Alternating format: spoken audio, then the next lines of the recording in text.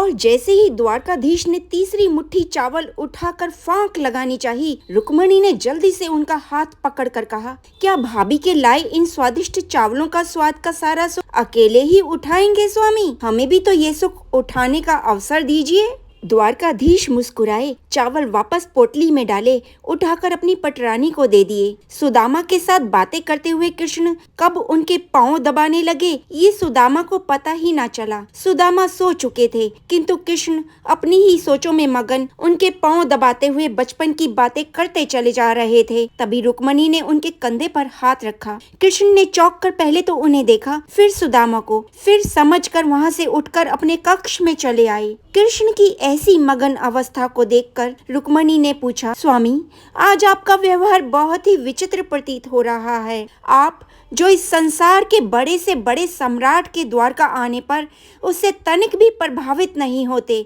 अपने मित्र के आगमन की सूचना पर इतने भावविह्वल हो गए कि भोजन छोड़कर नंगे पांव उन्हें लेने के लिए भागते चले गए। आप जिनको कोई भी दुख, कष्ट या चुनौती कभी रुला ना पाई, यहाँ तक कि जो गोकुल छोड़ते समय मैया यशोदा के अश्रु देखकर भी नहीं रोए, वे अपने मित्र के जीर्ण शीर्ण घावों से भरे पांवों को देखकर इतने भावुक हो गए, अपने अश्रुओं से उनके पांवों को धो दिया। कूटनीति, राजनीति और ज्ञान के शिखर पुरुष, आप अपने मित्र को देखकर इतने मगन हो गए कि बिना कुछ विचार किए उन्हें समस्त त्रिलोक की संपदा समृद्धि देने चले जा रहे थे। कृष्ण ने अपनी उसी अमोदित अवस्था में कहा, वह मेरे बालपन का मित्र है रुक्मणी, परंतु उन्होंने तो बचपन में आपसे छुपाकर वो चने भी खाए थे जो गुरु माता ने उन्हें आपसे बांटकर खाने को कहे थे। अब ऐसे मित्र के लिए इतनी भावुकता क्यों?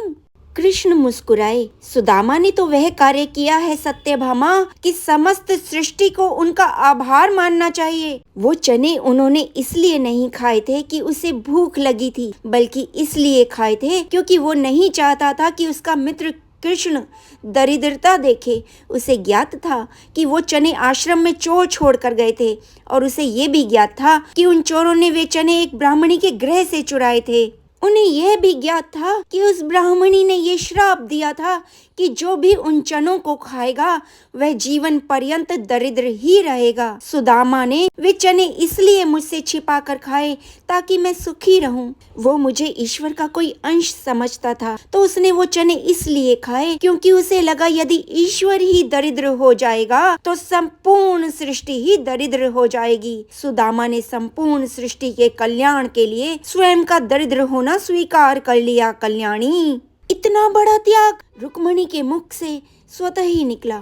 मेरा मित्र ब्राह्मण है रुक्मणी, और ब्राह्मण ज्ञानी और त्यागी होते हैं। उनमें जन कल्याण की भावना कूट कूट कर भरी होती है। इक्का दुक्का लोगों को छोड़ दिया जाए तो सभी ब्राह्मण ऐसे ही होते हैं। अब तुम ही बताओ प्रिय, ऐसे मित्र के लिए हृदय में प्रेम नहीं तो क्या उत्पन्न होगा? गोकुल छोड़ते हुए मैं इसलिए नहीं रोया था क्योंकि यदि मैं रोता तो मेरी मैया तो प्राण ही छोड़ देती, परंतु मेरे मित्र के ऐसे पांव देखकर, उनमें ऐसे घाव देखकर मेरा हृदय भर आया रुक्मणी। उसके पांवों में ऐसे घाव, जीवन में उसकी ऐसी दशा इसलिए हुई क्योंकि वह अपने इस मित्र का भला चाहता था। पता है रुक्मणी, परिवार को छोड़कर किसी और ने कभी इस कृष्ण का इतना भला नहीं चाहा। लोग तो मुझसे उनका भला करने की अपेक्षा रखते हैं। बस सुदामा जैसे मित्र ही होते हैं जो अपने मित्र के सुख के लिए स्वेच्छा से दरिद्रता और कष्ट का आवरण ओढ़ लेते हैं। ऐसे मित्र दुर्लभ होते हैं और न जाने कितने पुण्यों के फल स्वरूप मिलते हैं। अब ऐसे मित्र को यदि त्रिलोक की समस्त संपदा भी दे दी जाए